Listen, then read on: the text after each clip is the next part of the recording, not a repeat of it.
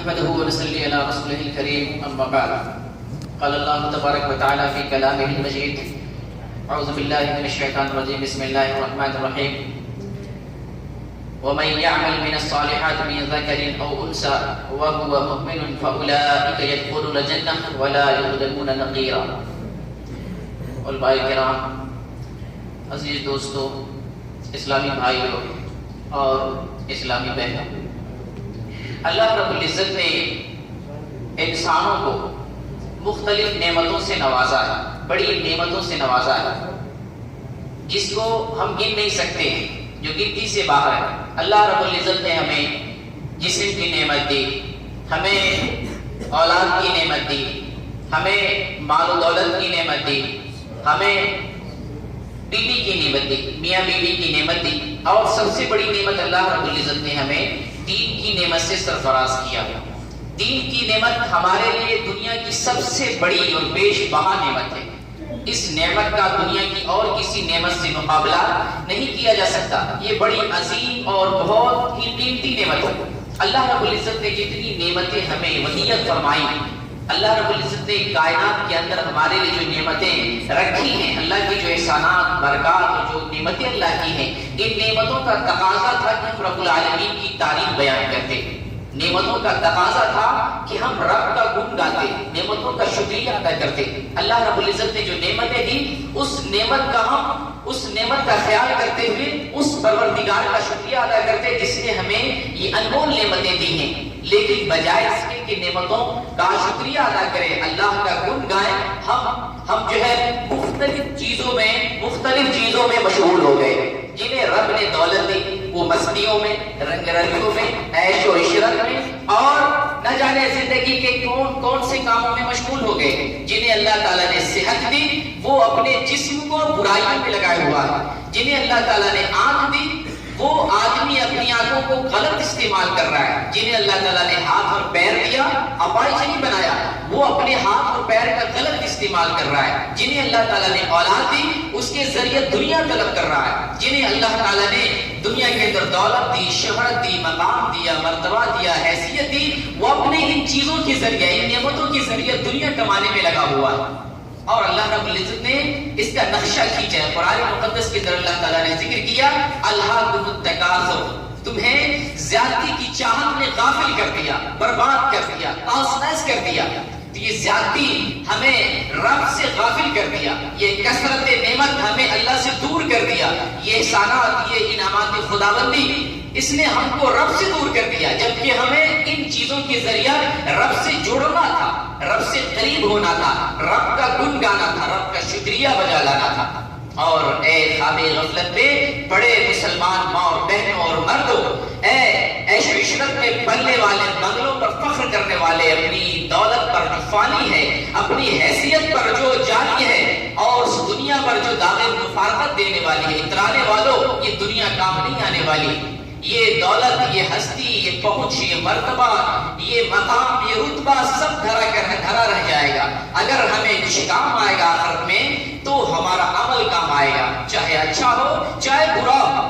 اور میں آپ کو بتاتا چلوں کہ جب رب العالمین نے قرآن کی آیت نازل کی، وَأَنذِرْ عَشِيرَتَكَ الْأَقْرَبِينَ، اے پیغمبر عالم صلی اللہ علیہ وسلم، آپ اپنے قرابت داروں کو، اپنے رشتہ داروں کو، اپنے کنبہ قبیلوں کو ڈرائیے، انہیں اللہ کی پکڑ سے، عذاب سے، جہنم سے، اور جو ہے اللہ کے یہاں سوال و جواب کے بارے میں بتلائیے. آپ انہیں ڈرائیے. آپ نے قریش کو جمع کیا، سب کو مخاطب کیا، آپ نے پورے قریش کو مخاطب کیا. وہاں آپ نے اپنی بیٹی کو بھی مخاطب کیا، اپنی لاڈلی بیٹی فاطمہ کو مخاطب کیا. آپ نے فرمایا، یا فاطمہ بنت محمد سلیلی ما شئت من مالی لا اغنی عنک من اللہ شیئا. بخاری مسلم کی روایت ہے، اے میری چہیتی بیٹی فاطمہ، آج تم مانگ لو، آج جو کچھ تمہیں مانگنا ہے، جو کچھ مطالبہ کرنا ہے کر لو. کل قیامت میں کچھ کام نہیں آنے کا، کچھ نہیں کام آؤں گا، ذرہ برابر بھی نہیں کام آؤں گا.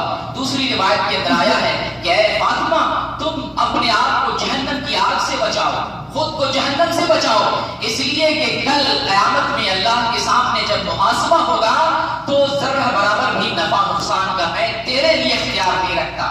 اس لیے آج ہی تیار تیاری کر لو جہنم سے بچنے کے لیے، اور کچھ مانگنا ہو تو آج ہی مانگ لو، کل کام نہیں آؤں گا۔ اور اے ماں بہنوں، عزیز دوستو، مردوں کو بھی مخاطب کر رہا ہوں، صنف نازک عورت، صنف نازک، یہ نازک اسم ہے، یہ اسم جتنا نازک ہے ذمہ داری بھی اتنی ہی نازک ترین ہے۔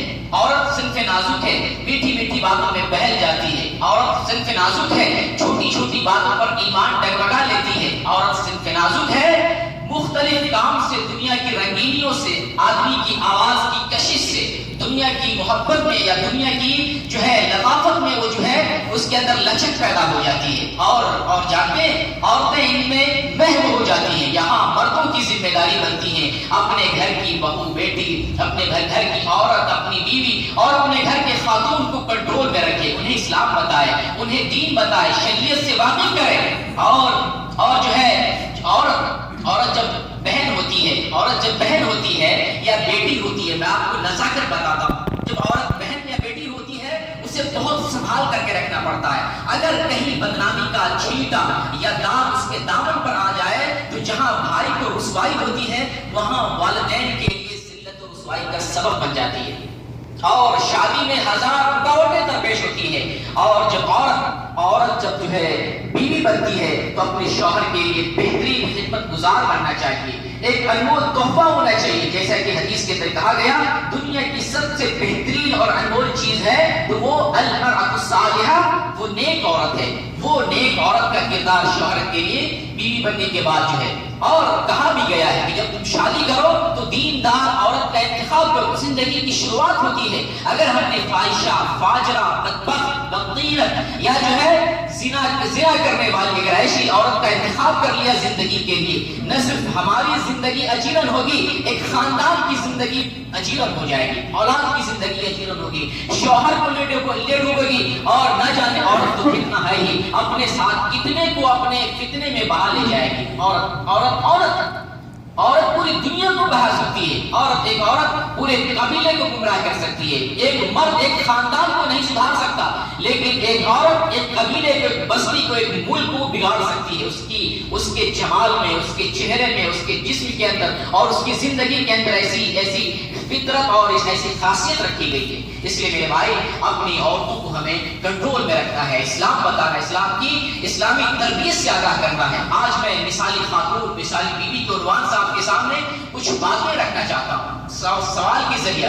وہ کون سے اسباب ہیں، وہ کون سے اعمال ہیں، وہ کون سی خوبیاں اور اوصاف ہیں جن کو اپنا کر ایک عورت بہترین بہن بن سکتی ہے، ایک عورت بہترین بیوی بن سکتی ہے، ایک عورت بہترین بہو کا کردار نبھا سکتی ہے، ایک عورت بہترین خاتون اسلام بن سکتی ہے، یا بالفاظ دیگر یہ کہہ لیں کہ وہ عورت جنتی عورت ہو سکتی ہے، وہ عورت مثالی عورت کہلا سکتی ہے، دوسروں کے لیے ماڈل، دوسروں کے لیے رول ماڈل اور دوسروں کے لیے نمونہ بن سکتی ہے۔ وہ کون سے اوصاف ہیں؟ اللہ رب العزت نے قرآن کی ایک آیت کے اندر کئی اوصاف کا ذکر کیا ہے، وہاں صرف عورت کا ذکر نہیں کیا، ساتھ مردوں کا بھی ذکر کیا، مردوں کے پہلے اوصاف گنائے، پھر عورتوں کے اوصاف اللہ تعالیٰ نے ساتھ ہی گنایا ہے، اور وہ اوصاف بڑے ہی بہترین اور قیمتی ہیں۔ آئیے چلتے ہیں ان اوصاف کی طرف۔ اللہ رب العزت نے سورہ احزاب آیت نمبر 35 میں ذکر کیا ہے، ان المسلمین والمسلمات والمؤمنین والمؤمنات والقانتین والقانتات والصادقین والصادقات والصابرین والصابرات والخاشعین والخاشعات والمتصدقین والمتصدقات والصائمین والصائمات والحافظین فروجهم والحافظات والذاکرین اللہ کثیرا والذاکرات اعد اللہ لهم مغفرۃ واجرا عظیما۔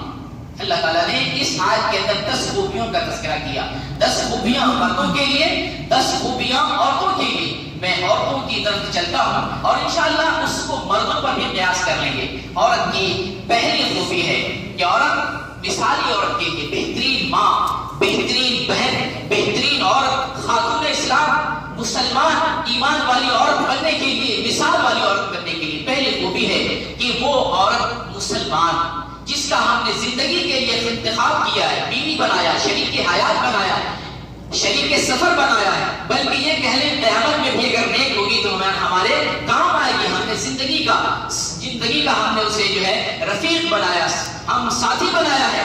وہ عورت مسلمان ہونا چاہیے، وہ عورت مسلمان ہونا چاہیے۔ عام طور سے اپنے یہاں تصور ہے کہ جو خدیجہ، عائشہ، مریم ہو، جمیلہ ہو، شکیلہ ہو، کوئی مسلمان ہو، یہ تصور ہوتا ہے. جبکہ مطالبہ اسلام کا ہے کہ جو خدیجہ ہے، جو عائشہ ہے، ہو سکتا ہے عیسائی بھی ہو سکتا ہے اس کے اندر شرک پایا جاتا ہو سکتا ہے اس کے اندر الحاد پایا جاتا ہو سکتا ہے وہ رب سے دور اور غافل ہو. آپ کو میں مثال دوں گا آگے، پیغمبر کی بیوی اور ایمان سے وہ محروم ہے، وہ بات آئے گی. تو جو بیوی ہماری ہو، عورت ہو، وہ مسلمان ہو. اور حدیث جبریل کے اندر اسلام کی تعریف کی گئی، الاسلام ان تشہد ان لا الہ الا اللہ وان محمد رسول اللہ وتقیم الصلاۃ وتؤتی الزکاۃ وتصوم رمضان وتحج البیت ان استطاع الیہ سبیلا. بخاری شریف کی حدیث ہے کہ اسلام یہ ہے کہ رب کی گواہی ہو، یعنی اللہ کے علاوہ کوئی معبود برحق نہیں، محمد صلی اللہ علیہ وسلم اللہ کے سچے پیغمبر ہیں، نماز قائم کرنا ہے، زکوٰۃ دینا ہے، روزہ رکھنا ہے، اور طاقت ہو تو حج ادا کرنا ہے، حج کرنا ہے. یہ 5 خوبیاں، یہ 5 اوصاف ہیں، اسلامی ارکان ہیں. یہ آپ ٹٹولیں اپنے بہنوں کو، خاتون کو اور عورتوں کو ٹٹولیں، مردوں کو بھی دیکھیں کیا ان ارکان اسلام پر عمل پیرا ہیں. اگر یہ باتیں عورتوں کے اندر ہیں تو بجا وہ عائشہ وہ مسلمہ ہے، بجا وہ خدیجہ یا صدیقہ یا جو ہے مریم، بجا وہ مسلمان ہے. اگر یہ اوصاف اس کے اندر نہیں تو وہ خدیجہ مسلمان کہلانے کا حق نہیں رکھتی ہے، وہ عائشہ جائے کہ خود کو مسلمان کہتی ہیں، مسلمان کہلانے کا حق نہیں رکھتی ہیں. اور آپ کو بتلاؤں کہ یہ جو ہے عورتوں کے اندر بڑی غفلت ہے، بڑے مسائل، بڑی پریشانیاں دین سے کافی دور ہیں. ایک شعر کے حوالے سے میں اس بات کو عرض کرنا چاہتا ہوں، خیرت نے کہہ بھی دیا لا الہ تو کیا حاصل، خیرت نے کہہ بھی دیا لا الہ تو کیا حاصل، دل و نگاہ مسلمان نہیں تو کچھ بھی نہیں. ہمیں دل سے مسلمان ہونا ہے، ہمیں صرف زبان سے نہیں کلمہ لا الہ الا اللہ کہہ دیا اور زبان خرچ سے ہم دعویٰ کریں کہ ہم مسلمان ہیں. یہ اسلام نہیں. اسلام دل کی گہرائی کا نام ہے. اسلام نام ہے کہ ہم اپنے کردار سے، اپنے گفتار سے، اپنے اوصاف سے، اپنی شخصیت سے اور اپنی زندگی کے چال و چلن سے اسلامی اوصاف ظاہر کریں، تب آپ مسلمان ہو سکتے ہیں. مثالی عورت، مثالی بہن، مثالی ماں، مثالی خاتون کی دوسری صفت قرآن میں ذکر کی گئی کہ وہ ایمان والی ہو، وہ ایمان والی ہو. ایمان کی تعریف اسی حدیث جبریل کے اندر ہے، الایمان ان تؤمن باللہ وملائکتہ وکتبہ ورسلہ والیوم الآخر وتؤمن بالقدر خیرہ وشرہ. یہ بھی بخاری شریف کی حدیث ہے، اسی حدیث جبریل کا یہ ٹکڑا ہے. اس کے اندر یہ ایمان اللہ پر ایمان لانا ہے، ملائکہ پر ایمان لانا ہے، کتابوں پر ایمان لانا ہے، پیغمبروں پر ایمان لانا ہے، آخرت پر ایمان لانا ہے اور اچھی بری تقدیر پر ایمان لانا ہے. ہماری ماں اور بہنوں کو ٹٹولنا ہے ایمان کی ان شاخوں میں، ان باتوں پر ایمان رکھتی ہیں، دل سے ان باتوں پر اعتقاد جازم یا یقین کامل رکھتی ہیں. ہم تو ٹٹولتے ہیں تو نظر آتا ہے کہ عورت کہیں نہ کہیں عقیدے میں بھٹک جاتی ہیں، عورتیں کہیں نہ کہیں اپنے ایمان کی ان باتوں میں اپنے آپ کو ضائع گم کر لیتی ہیں. تب جب عورت کو ظالم شوہر ملتا ہے اپنا ایمان کھو بیٹھتی ہیں. تب جب عورت کو اولاد کچھ سالوں نہیں ہوتی ہے اپنے ایمان کو ضائع کر لیتی ہیں. جب عورت کو پریشانی لاحق ہوتی ہے، جب عورت کو بیماری لاحق ہوتی ہے اور وہ ٹھیک نہیں ہوتی ہے تو اپنا ایمان کہیں نہ کہیں ضائع کر لیتی ہیں، رب پر سے بھروسہ اٹھا لیتی ہیں، غیروں پر بھروسہ کرتی ہیں، درگاہوں کی طرف، مزاروں کی طرف، باباؤں کی طرف اور پاکھنڈیوں کی طرف، یہاں تک کہ تعویذ دھندے اور جو ہے کالا بازاری کی طرف رخ کرتی ہیں.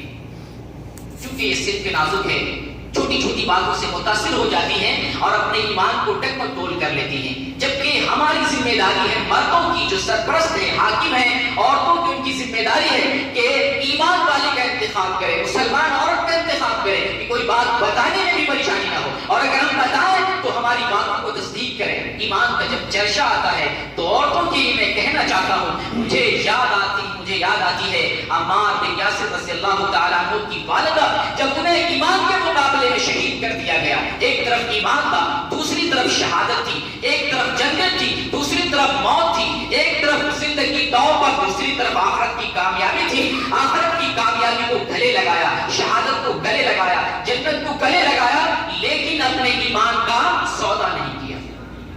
ایسی خاتون ہونی چاہیے، ایسی ایمان والی ہونی چاہیے. اور یہاں اس خاتون کا بھی نام ہمارے ذہن میں آتا ہے، زبان پہ آتا ہے، جو فرعون کی بیوی تھی. کیا کمی تھی اس کے محل میں؟ فرعون کے محل میں کس چیز کی کمی تھی؟ عیش و آرام کی، وہاں پر زندگی کی لطافتوں کی کس چیز کی کمی تھی، اس چیز کی کمی تھی، مرد تو ایسی عورتوں کا انتخاب کرتا ہے جو دولت والا، عورت ایسے شوہر کا انتخاب کرتی ہے جس کے پاس دولت ہو، بنگلہ ہو، حاکم ہو، پہنچ والا ہو، نوکری والا ہو، برسر روزگار ہو، عورت ایسے ہی شوہر کا انتخاب کرتی ہے۔ اور ایک مومنہ عورت کو دیکھیے جس کا شوہر حاکم ہے، جس کے نیچے لوگ جھکتے ہیں، کام کرتے ہیں، غلامی کرتے ہیں، سجدہ کرتے ہیں، خود کو بے تاج بادشاہ کہتا ہے، خود کو خدا کہتا ہے، خدا کہلوا کر لوگوں سے سجدے کرواتا ہے، اس کی بیوی، فرعون کی بیوی، ساری نعمتوں کو، ساری جو ہے عشرت، عیش و عشرت کو، سارے جو ہے عیش و آرام کو،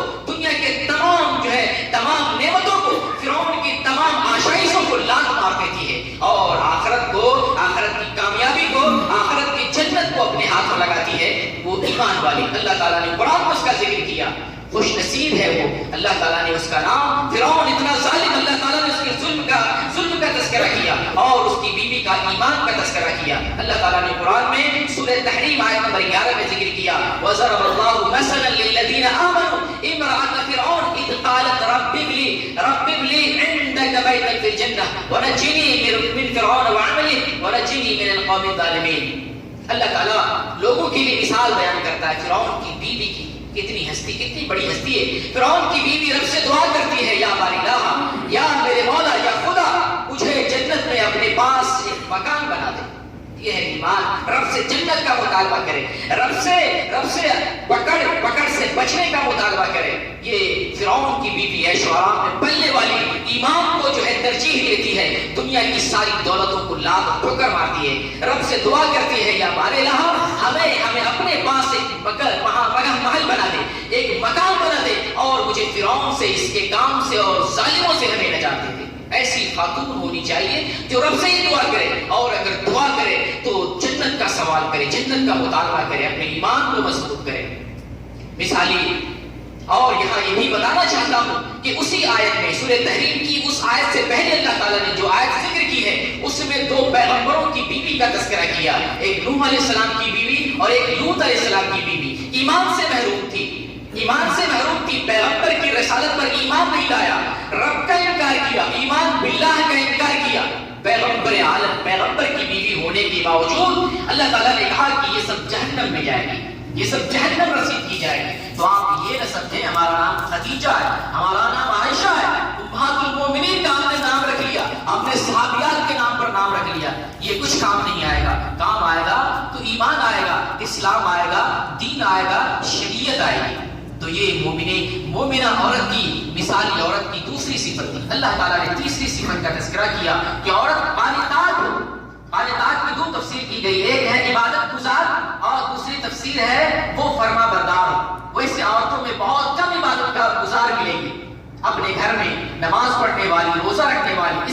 اس کے وجوہات ہیں، اس کے وجوہات میں تو وجہ یہ ہے کہ عورتیں چونکہ اکیلے نماز پڑھتی ہے، اکیلے نماز پڑھنے والی عورت کے اندر سستی آ سکتی ہے، کیونکہ جب جماعت میں نماز پڑھی جاتی ہے تو وہ شان و شوکت اس کا اظہار ہوتا ہے، اذان ہوتی ہے، لوگ چلتے ہیں، نظر آتا ہے تو لوگ جاتے ہیں۔ چونکہ عورت کو اکیلے نماز پڑھنا ہے، عورت کے پاس پھر جو ہے حیض و نفاس کا مرحلہ آتا ہے جس میں نماز چھوٹ جاتی ہے، یہ سب مسائل ہیں جس کی وجہ سے عورتیں مسلسل نماز نہیں پڑھ جاتی، کوتاہی ہو جاتی ہیں۔ لیکن ہمیں چھوڑنا نہیں، چاہے جو بھی حالات پیدا ہو جائیں، نماز سے ہمیں کبھی غافل نہیں ہونا، اللہ کی عبادت سے کبھی غافل نہیں ہونا، صرف اللہ کی عبادت کرنی ہے اور ہمیں شرک سے بچنا ہے اور اطاعت کرنی ہے، فرما برداری کرنی ہے، اللہ کی، رسول اللہ کی، والدین کی اور شوہر کی اطاعت کرنی ہے۔ ہمیں اللہ کی عبادت کرنے کے ساتھ ساتھ ہمیں فرما برداری بھی کرنی ہے ان ہستیوں کی، رب کی، رسول کی، والدین کی اور شوہر کی ہمیں اطاعت کرنی ہے۔ لیکن عورتیں شوہر کی اطاعت سے بہت دور ہیں، بہت غافل ہیں۔ جب مسلمان عورت کو، مسلمان ہے، مومنہ ہے، کہتی ہیں مومن ہے، مسلمان ہے، جب انہیں شوہر کے حقوق بتائے جاتے ہیں، شوہر کی ذمہ داری بتائی جاتی ہے، وہ عورت چلا اٹھتی ہے کہ شوہر اوپر سے ظلم کرے، شوہر ہمیں ڈنڈا دکھائے، شوہر ہمیں آنکھ دکھائے، طرح طرح کے جو ہے ظلم ہمارے اوپر کرے، ساری ذمہ داری ہماری ہے، سارے حقوق شوہر کے، عورتوں کے لیے کچھ نہیں، عورتوں کے لیے جو ہے کوئی حقوق نہیں اور مردوں کی کوئی ذمہ داری نہیں، سارے لوگوں کی ذمہ داری ہے، لیکن اے خاتون اسلام، اے مسلمان عورت، میں آپ کو پہلے شوہر کا درجہ بتا دوں۔ شوہر کا درجہ یہ ہے، نبی پاک صلی اللہ علیہ وسلم ارشاد فرماتے ہیں، یہ روایت سنن نسائی اور مسند بزار کے اندر ہے کہ نبی کریم صلی اللہ علیہ وسلم ارشاد فرماتے ہیں، اگر کسی کے لیے سجدہ روا ہوتا تو عورتوں کو حکم دیا جاتا اپنے شوہروں کو سجدہ کرے۔ اتنا بڑا اونچا درجہ دیا گیا، اور یہ درجہ حقیقت میں مردوں کی ذمہ داری کی وجہ سے، مردوں کی ذمہ داری عورتوں سے کہیں بڑی اور کہیں زیادہ ذمہ داری ہے۔ چاہے کہ عورت محسوس نہ کرے، لیکن مردوں کی ذمہ داری عورتوں سے کہیں زیادہ اور اس سے کہیں بڑی ذمہ داری ہے۔ اسی حدیث کے اندر یہ بھی الفاظ ہیں کہ اگر شوہر کے سر سے لے کر پیر تک خون بہ رہا ہو، خون میں پیپ اور پسینہ، عورت اپنی زبان سے چاٹ کر کے اس خون اور پسینے کو صاف کرے، پھر بھی شوہر کا حق ادا نہیں کر پائے گی۔ وہ درجہ ہے، وہ درجہ شوہر کا ہے۔ اسی طریقے سے نبی کریم صلی اللہ علیہ وسلم کے فرمان میں ملتا ہے کہ ایک عورت نبی پاک صلی اللہ علیہ وسلم کے پاس آتی ہے اور اپنی ضروریات سے فارغ ہوتی ہے، تو آپ پوچھتے ہیں کیا تم شادی شدہ ہو؟ عورت نے کہا ہاں میں شادی شدہ ہوں۔ تو آپ نے فرمایا تیرا شوہر کے ساتھ کیسا معاملہ ہے، کیسا برتاؤ اور کیسا رویہ ہے؟ تو عورت جواب دیتی ہے کہ میں شوہر کی فرما برداری کرتا ہوں، ان کی ہر بات مانتی ہوں، جو بات میرے طاقت سے باہر ہے میں اسے چھوڑ دیتی ہوں۔ آپ نے فرمایا دیکھتے رہنا تمہارا معاملہ شوہر کے ساتھ کیسا ہے، اسی پر جنت اور جہنم کا انحصار ہے۔ تمہارا معاملہ شوہر سے اچھا ہے جنت میں جاؤ گی، معاملہ غلط ہے، برا ہے، اچھا سلوک نہیں ہے، تمہارا ٹھکانہ جہنم ہو سکتا ہے۔ اور اسی طریقے سے ماں اور بہنوں کو یہ بتانا چاہتا ہوں، اگر یہ جو ہے یہ ذہن میں اپنے ذہن میں یہ باتیں رکھیں، پھر بھی اگر ظالم شوہر ملا ہے تو آپ سمجھیں اللہ کی طرف سے ابتلا ہے، آزمائش ہے، اسے برداشت کریں، اسے سہنے کی طاقت اپنے اندر پیدا کریں، اور یہ تصور کریں کہ ظالم اگر شوہر ملے تو ظالم شوہر کے ظلم پر برداشت کرنے کی وجہ سے آپ کو جنت ملے گی۔ وہ بھی حدیث کے اندر آیا ہے، صحابی رسول کعب بن عجرہ رضی اللہ بیان کرتے ہیں، کیا میں تمہیں جنت والی عورت کی صفت نہ بتاؤں؟ وہ جنت کی عورت کون سی ہے؟ فرماتے ہیں کہ جو اپنے شوہر سے محبت کرنے والی، جو بچے کو زیادہ جنم دینے والی، زیادہ جنم چونکہ تکلیف ہوتی ہے، اس تکلیف کی وجہ سے بدلہ اچھا مل رہا ہے، اور وہ نیک عورت ہے جو شوہروں کے ظلم برداشت کرنے کے باوجود اس کا ہاتھ پکڑتی ہو اور کہتی ہو جب تک تم مجھ سے راضی نہیں ہوتا میں سوؤں گی نہیں، یہ جنت والی عورت۔ تو اے خاتون اسلام، اے مسلمان عورت، اگر شوہر ظلم کرتا ہے تو ظلم کرے، آپ کو صبر کرنا ہے، آپ کو جنت لینا ہے، آپ کو اپنی ذمہ داری نبھانی ہے۔ اور یہ بھی سن لیں، جو شوہر ظالم ہے اللہ تعالیٰ اس کو نہیں چھوڑے گا، اس کا بھی محاسبہ کرے گا۔ نبی پاک صلی اللہ علیہ وسلم ارشاد فرماتے ہیں، مسلم شریف کی حدیث ہے، فاتقوا اللہ فی النساء، اے لوگوں اللہ سے ڈرو، عورتوں کے معاملے میں اللہ سے ڈرو، اس کی نگہبانی کرو، اس کی حفاظت کرو، اس کا حق ادا کرو، اس کی ذمہ داری پورا کرو، عورتوں کے معاملے میں اللہ تعالیٰ سے ڈرو، ڈرتے رہنا چاہیے۔ اور آپ کا یہ بھی فرمان ہے خیرکم خیرکم لأہلی وانا خیرکم لأہلی، کہ تم میں بہترین انسان وہ ہے جو اپنے اہل و عیال کے لیے سب سے بہترین ہوں، اور میں اپنے اہل و عیال کے لیے سب سے بہترین ہوں۔ تو مثالی عورت کی یہ تیسری صفت تھی۔ چوتھی صفت ہے مثالی عورت بہترین بیوی بننے کے لیے کہ عورت سچ بولنے والی ہو۔ یہ بھی ایک کڑوا سچ ہے، المیہ ہمارے سماج کا، عورت سچ نہیں بولتی، عورتوں کی اکثریت جھوٹ بولتی ہے، اس کی زبان پر ہمیشہ جھوٹ، ہمیشہ گالیاں، ہمیشہ خرافات، ہمیشہ الزام، ہمیشہ تہمت، ہمیشہ غیبت، ہمیشہ برے القاب اور بری باتیں ہوا کرتی ہیں۔ اللہ کے نبی صلی اللہ علیہ وسلم ارشاد فرماتے ہیں، جس نے زبان اور شرمگاہ کی ضمانت دے دی میں اسے جنت کی ضمانت دیتا ہوں۔ آپ صلی اللہ علیہ وسلم فرماتے ہیں جس نے زبان اور شرمگاہ کی ضمانت دے دی میں اسے جنت کی ضمانت دیتا ہوں۔ لیکن عورتیں زبان کے معاملے میں بڑی چرب زبان ہوتی ہے۔ آپ دیکھیں، اس وقت دیکھیں جب کسی عورت سے عورت کا جھگڑا ہو جائے، کتنی زبان کینچی کی طرح، دراتی کی طرح، تلوار اور تیر نیزے کی طرح چلتی ہے۔ جب شوہر سے جھگڑا ہو جائے، ایک اگر بات بولے شوہر، بیوی 10 بات بولتی ہے، ایک گالی دے 10 گالیاں دیتی ہیں، اور عورت کے پیٹ میں کوئی بات نہیں بچتی ہے، وہ تو جھوٹی بات بولتی رہتی ہے، تو بات پیٹ کہاں سے بچے گی؟ تو عورت کو اپنی زبان کو کنٹرول میں رکھنا ہے، عورت کو سچ بولنا ہے۔ اور میں آپ کو حدیث کے حوالے سے بتاتا چلوں، سچ بولنے والی عورت جنت میں جائے گی۔ نبی پاک صلی اللہ علیہ وسلم کا ارشاد ہے کہ تم تم سچائی کو لازم پکڑو، اس لیے کہ سچائی نیکی کی طرف لے جاتی ہے اور نیکی جنت کی طرف لے جاتی ہے۔ اور جب تک آدمی سچ بولتا ہے، سچ بولنے کی کوشش کرتا ہے، اللہ کے یہاں سچا لکھ دیا جاتا ہے۔ اور جھوٹ سے بچو، اس لیے کہ جھوٹ برائی کی طرف لے جاتا ہے، اور جھوٹ جو برائی جہنم کی طرف لے جاتی ہے۔ اور جہنم جو ہے، جب تک آدمی جھوٹ بولتا رہتا ہے، جھوٹ کی تلاش میں رہتا ہے، اللہ کے یہاں جھوٹا لکھ دیا جاتا ہے۔ تو سچائی کا بدلہ جنت۔ اے خاتون اسلام، میری ماں اور بہنوں، سچائی کو لازم پکڑیں، زبان کو لگام دیں اور جھوٹ سے پرہیز کریں۔ جھوٹ کا ٹھکانہ جہنم ہے، سچ کا ٹھکانہ جو ہے جنت۔ سچائی آپ کو ہمیشہ نجات دے گی، دنیا میں، آخرت میں۔ اور ایک جھوٹ بولتے شوہر کے یہاں بھی مشروب ہو جاتی ہے، شوہر بھی تیکھی نظروں سے دیکھتا ہے، نہ جانے اور کس معاملے میں جھوٹ بولتی ہوگی، نہ جانے کہاں جاتی ہوگی، کیا کرتی ہوگی، اس کا معاملہ کیسا ہوگا۔ آپ کا شوہر آپ سے ناراض ہو جائے گا، آپ اپنے شوہر کے لیے مشکوک ہو جائیں گے۔ لہٰذا اگر اللہ کے یہاں، لوگوں کے یہاں اور اپنے شوہر کے لیے جو ہے بہترین عورت بننا چاہتے ہیں، سچائی کو اپنی زندگی کا جو ہے اصول بنائے، سچائی کو اپنی زندگی کا حصہ بنائے۔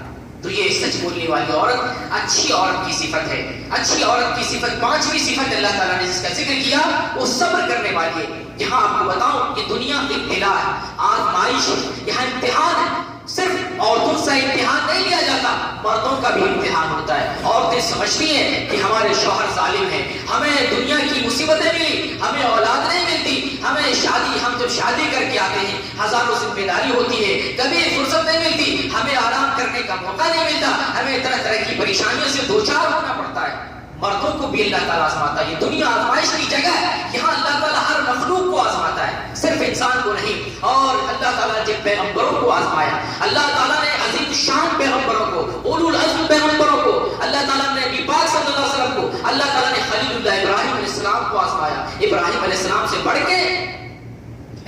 السلام سے بڑھ کر کے ہیں، محمد صلی اللہ علیہ وسلم سے بڑھ کر کے ہماری ذات، ہمارا ایمان کس درجے کا ہے؟ ہمارا ایمان تو کسی درجے کا نہیں۔ صحابہ کرام کے قدم کے پیر جو ہے دھول کے برابر بھی ایمان ہمارا نہیں۔ اتنے گئے گزرے ہم لوگ ایمان کے معاملے میں، عمل کے معاملے میں، دین کا شریعت کے معاملے میں۔ تو امتحان اور آزمائش مصیبت نہیں آئے گی تو کیا آئے گی؟ وما اصابکم مصیبت فبما کسبت ایدیکم، یہ مصیبتیں ہمارے اپنے کرتوت کا نتیجہ ہے۔ دن اور رات جھوٹ بولتے ہیں، غلط کام کرتے ہیں، ہاتھ اور پیر کو برائیوں سے لطمت کیے ہوئے، ملوث کیے ہوئے ہیں۔ رب برائیاں نہیں دے، رب جو ہے امتحان نہیں لے گا، مصیبت نہیں نازل کرے گا، آفت نہیں نازل کرے گا، تو کیا حلوے منو سلوا اور جو انعام اکرام یہ سب نازل کرے گا۔ رب سے قریب ہوجئے، رب کا بنیے، رب کو خوش کیجئے، رب کی عبادت کیجئے، رب آپ کے لیے رحمت کا دہانہ کھول دے گا۔ لیکن جب رب سے دور ہوں گے تو آپ کو ضرور آزمائے گا۔ ایک عورت کی آزمائش ہو سکتی ہے، اولاد سے محروم کر کے، اسے باج بنا کر کے، ظالم شوہر کو مسلط کر کے، اسے طرح